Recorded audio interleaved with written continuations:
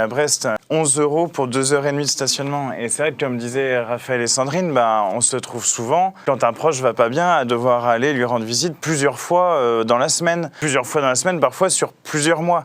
Et c'est aussi cette durée-là qui n'est pas prise en compte, parce que ça peut non seulement coûter très cher, mais en réalité, et c'est quand même aussi ce que l'on voit dans plein d'autres secteurs, c'est que si ça coûte aussi cher, eh bien ça va empêcher un certain nombre de personnes de se rendre à l'hôpital pour voir leurs proches. Et c'est là qu'on voit le caractère complètement inhumain de la mesure. Il y a d'autres exemples. 40 € pour l'hôpital Édouard Herriot sur une journée, 62 € à Nantes. Je veux dire, c'est des sommes qui sont de toute façon inacceptables, parce que, comme l'ont dit Raphaël et Sandrine, il y a une question de principe.